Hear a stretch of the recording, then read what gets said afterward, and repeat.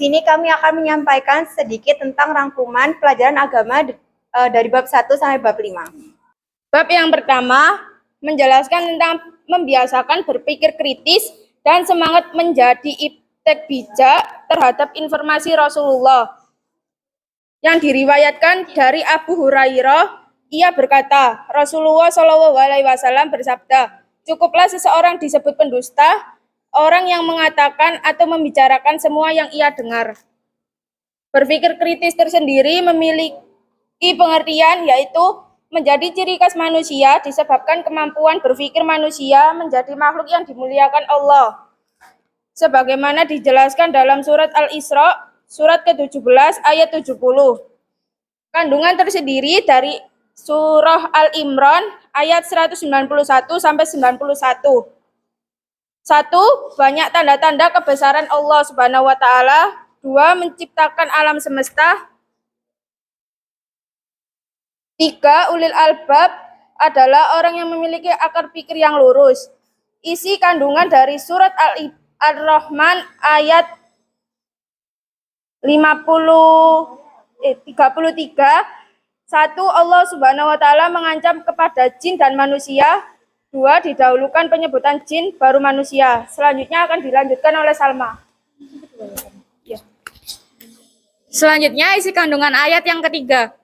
Penyebutan manusia didahulukan dibandingkan jin karena kemampuan manusia lebih tinggi dibanding jin, apalagi yang paling ingkur. Yang keempat, sebagian ulama menjadikan ayat ini sebagai kekuatan dan penguasaan ilmu menjadi hal yang mutlak dimiliki.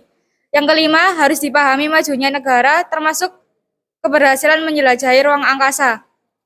Arti surat Ar-Rahman ayat 33. Wahai golongan jin dan manusia, jika kalian sanggup menembus atau melintasi penjuru langit dan bumi, maka tembuslah. Kalian tidak akan mampu menembusnya kecuali dengan kekuatan Allah. Selanjutnya penjelasan tentang iptek. Memiliki semangat dan mengetahui ilmu. Seperti yang diketahui istilah Iqra, sebuah kata yang merupakan perintah Allah Subhanahu wa taala kepada manusia untuk membaca, mempelajari, meneliti, dan mengeksplorasi. Berkali-kali Allah memerintahkan kepada manusia, khususnya umat muslim, untuk membaca. Bacaan tidak dapat melekat pada diri seseorang kecuali dengan mengulang-ulangi dan membiasakannya. Selanjutnya, bab 2 akan dilanjutkan oleh Cindy. Bab 2 yaitu tentang bukti beriman, memenuhi janji, mensyukuri nikmat, memelihara lisan, dan menutupi aib orang. Menyebarkan salam. Apabila salam sudah disebarkan, maka salam itu adalah menyebar kedamaian. Wawasan keislaman, dinul Islam terdiri dari 3 pokok rukun Islam, yaitu yang pertama, akidah. Akidah yaitu pokok-pokok ajaran Islam tentang keimanan yang dikenal dengan 6 rukun iman. Yang kedua, syariah, yaitu pokok-pokok ajaran tentang hukum Islam yang dikenal dengan 5 istilah rukun Islam. 3, akhlak, yaitu etika atau moralitas hidup manusia yang bersumber dari wahyu Allah Subhanahu wa taala. Yang selanjutnya adalah janji. Ini merupakan kewajiban yang menjadi tanda orang itu beriman atau tidak. Maka janji harus ditepati dan dipenuhi, dan perlu kita ingat bahwa setiap janji akan diminta pertanggungjawabannya. Yang janji terbagi menjadi 2, yaitu janji kepada Allah Subhanahu wa taala dan janji kepada sesama manusia. Balasan untuk orang yang memenuhi janji adalah 1. Mendapatkan predikat sebagai mustaqin dan menjadi sebab tergapainya sifat mustaqin. Yang kedua, menjadi sebab datangnya keberhasilan, keamanan, ketentraman, serta jauh adanya konflik dan perselisihan. 3. Menghindari pertumpahan darah. Yang keempat, dapat menghapus kesalahan. Yang selanjutnya adalah mensyukuri nikmat. Mensyukuri nikmat adalah berterima kasih kepada Allah Subhanahu wa taala atas segala nikmat yang telah diberikan kepada kita. Perwujudan syukur ini ditandai dengan pengakuan, kerelaan, dan kepuasan atas segala nikmat yang diterima. Keuntungan menjadi orang bersyukur, jauh lebih produktif, lebih berharga dan optimis, memanfaatkan kembali kesadaran diri. Yang ketiga yaitu memelihara lisan.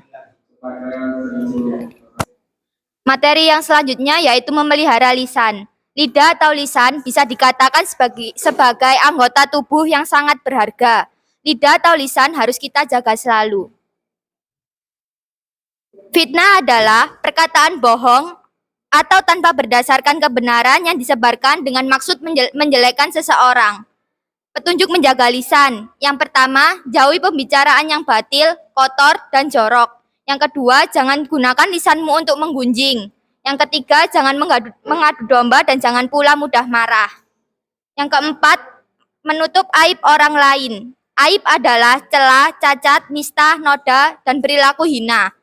Aib adalah keburukan yang bersifat rahasia. Yang kedua, macam-macam aib.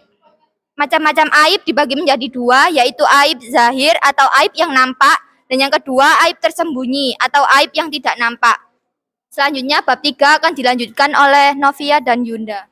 Menghindari perkelahian pelajar, minuman keras, dan narkoba. Pelajar yang dicari Islam itu menyelamatkan dan mendamaikan dunia, bukan membuat keonaran. Perilaku menyimpang, prestasi itu tidak hanya berupa capaian tetapi hidup berlandaskan ajaran Islam. Perkelahian dibagi menjadi dua, delinkuensi situasional. Perkelahian terjadi karena adanya situasi atau berkelahi. Delinkuensi sistematik, perkelahian berada dalam organisasi tertentu. Faktor penting adanya perkelahian pelajar, 1. Rational choice, 2. Social disorganization, 3. Strain, 4. Differential, 5. Labeling, 6. Malphenomenon. Penanganan pelajar yang menyimpang, 1. Kepercayaan, 2. Kemurnian, 3. Kemampuan, 4. Kejujuran, 5. Mencemarkan persepsi pelajar. Minuman keras, khamar adalah jenis minuman dan makanan yang dapat memabukkan dan menghilangkan kesadaran. Kandungan isi. 1. Membincang tentang keharaman khamar dan judi. 2. Mengajak pola pikir dan jiwa manusia atau bersama-sama menilai. 3. Aturan bagi umat agar menjauhi khamar. Sikap terhadap khamar terbagi menjadi 3, yaitu yang pertama, tidak coba-coba memakai atau meminum khamar. 2. Khamar judi merupakan perbuatan yang tercela. 3. Mengedepankan pola hidup bersih. Narkoba. Narkoba jika ditinjau dari hukum Indonesia adalah bahan adiktif atau zat yang berasal dari tanaman atau bukan. Psikotropika adalah zat atau obat yang menyebabkan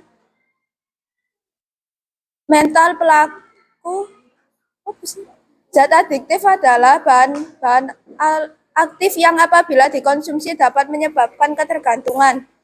Jenis-jenis narkotika yaitu morfin, putau, ganja, kokain, dan opium.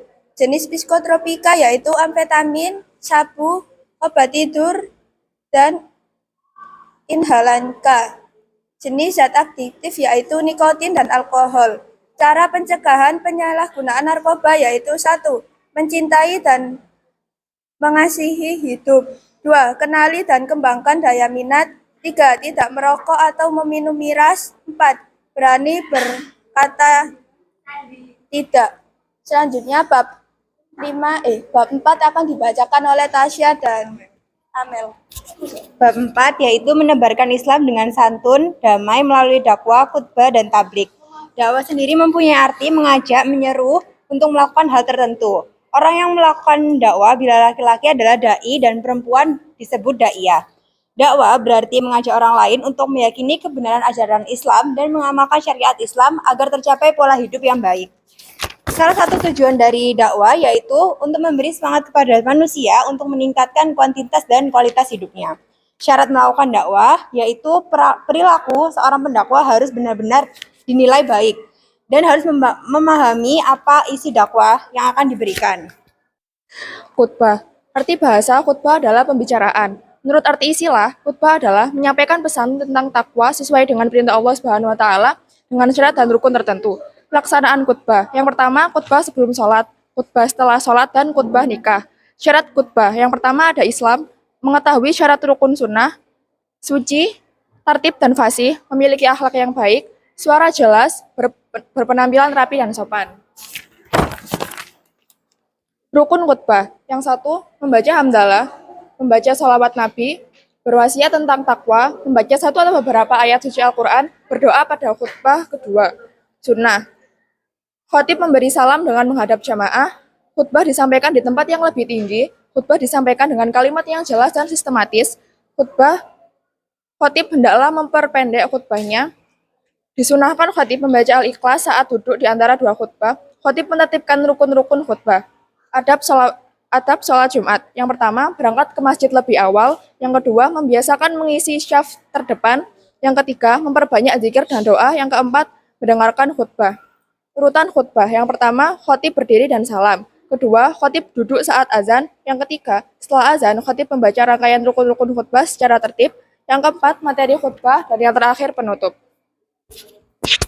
Kemudian terakhir yaitu tablik. Tablik berarti menyampaikan atau memberitahukan pesan atau ceramah secara lisan atau perkataan. Tablik memiliki ketentuan yaitu dilakukan dengan cara yang sopan, lemah lembut, dan tidak berkata kasar, menggunakan bahasa yang mudah dimengerti, mengedepankan musyawarah, materi yang disampaikan harus mempunyai rujukan yang jelas, disampaikan dengan penuh keikhlasan, dan tidak menghasut orang lain. Tata cara. Yang satu, mengajak orang terdekat terlebih dahulu. Kedua, dekati pihak lain yang sesuai dengan kapasitas ilmu dan martabatnya. Ketiga, mengajak diri dan pihak lain untuk saling membantu. Di dalam bab 4 ini terdapat sikap untuk kita meneladani bab 4, yaitu bersemangat mengikuti dakwah, khutbah, tablik, menghindari melakukan ritual agama. Yang ketiga, bertanggung jawab untuk menjadi duta Islam yang damai. Aktif kegiatan rohis. Yang kelima, berjanji menjadi duta Islam yang damai. Selanjutnya, bab kelima akan disampaikan oleh Isa dan Salita. Bab 5 yang berjudul meneladani jejak langkah ulama Indonesia mendunia. Luas Nusantara Indonesia terbentang dari barat, yaitu dari Sabang sampai Merauke. Di wilayah seluas itu menimbulkan perbedaan 3 waktu, yaitu waktu Indonesia bagian barat, menimbulkan perbedaan 3 waktu, yaitu waktu Indonesia bagian barat, waktu Indonesia timur, dan waktu Indonesia bagian tengah. Umat Islam mampu mengayomi saudaranya yang lain, semuanya hidup rukun dan tentram membentuk keindahan sebagai bangsa Indonesia yang besar. Tata perilakunya mencerminkan ketulusan hati dan kedamaian hati. Dibandingkan dengan negara lain, mereka saling bertikai, berselisih, dan saling berperang. Ulama Indonesia untuk dunia. Indonesia merdeka tidak lepas dari peran para ulama Indonesia. Yang pertama ada Abu Abdul Muti Nawawi Al-Tanari Al-Bantani. Dikenal juga nama Muhammad Nawawi Al-Jawi Al-Bantani. Ayahnya adalah Umar bin Arabi yang merupakan seorang ulama di Banten. Masih memiliki jalur nasab dari Sayyidina Husain. Beliau diberi gelar Syahidul Hijaz. Kebesaran nama Imam Nawawi sepadan dengan Imam Syafi'i. Teladan yang dapat dicontoh yaitu pernah menjadi imam di Masjidil Haram, mengajar di Huraiman, dan karya-karyanya masih dipelajari hingga saat ini. Karya tulisnya yaitu Sulam al-Munajah Syarah Syafina al-Islah, yang kedua Bahja al-Wasail Syarah al-Risalah, yang ketiga Al-Taushi Qut al-Habib. Tokoh yang kedua yaitu Syekh Yusuf Abdul Muhasin Tajul Kalawati Al-Makassari. Beliau dilahirkan di Goa, Sulawesi Selatan pada tanggal 3 Juli 1626. Tempat wafatnya di Cape Town, Afrika Selatan pada tanggal 23 Mei 1699. Pada usia 72 tahun. Teladan yang dapat dicontoh yaitu ketekunan, penjelajahan, ikhtiar, dan menuntut ilmu. Karya tulisnya yaitu Zubdat al-Asrar, Fitahqiq, Masyarib al-Isyar. Yang kedua, Al-Asrar fi Tahqiq Masyrab al-Arifin. Yang ketiga, Muthalib as-Salikin Fat Kaifiyah az-Zikir. Tokoh yang ketiga yaitu Abdul Samad bin Abdullah al-Jawi al-Palimbani. Dilahirkan di Palembang pada tahun 1116 Hijriah atau 1704 Masehi dan wafat pada tahun 1203 Hijriah atau 1789 Masehi. Teladan yang dapat dicontoh yaitu semangat belajar dan bertanggung jawab. Karya tulisnya yaitu Zahratul Murid fi Bayani Kalimah al-Tauhid. Yang kedua, Risalah menyatakan sebab diharamkan bagi nikah. Yang ketiga, Hidayatus Salikin fi Suluki Maslakil Mutakin. Yang keempat yaitu Nuruddin bin Ali Ar-Ramiri. Beliau memiliki darah keturunan nasab dari suku Quraisy, suku yang menurunkan Nabi Muhammad SAW. Ayahnya adalah seorang pedagang Arab, sedangkan nama populernya adalah Syekh Nuruddin Ar-Ramiri atau Syekh Nuruddin. Teladan yang dapat dicontoh, pengetahuan yang tak terbatas, ahli fisik, negarawan, sejarawan, sastrawan. Karya tulisannya Al-Sirat Al-Mustaqim, Durat Al-Faraid Bisyara, Hidayah Al-Habib fi Al-Tarkib wal Tarbib. Tokoh yang kelima, Syekh Abdurrauf bin Ali Al-Singkili. Tahun lahirnya adalah 1024 Hijriah atau 1615 Masehi. Wafatnya di Kuala Aceh tahun 1105 Hijriah atau 1693 Masehi. Beliau adalah ulama besar Aceh dan memiliki pengaruh besar. Teladan yang dapat dicontoh menjadi rujukan penting para murid. Tulisannya terjemah hadis Arabain karya Imam Al-Nawawi, Tanbi Al-Masyi, Dakala Al-Hur. Sekian dari saya.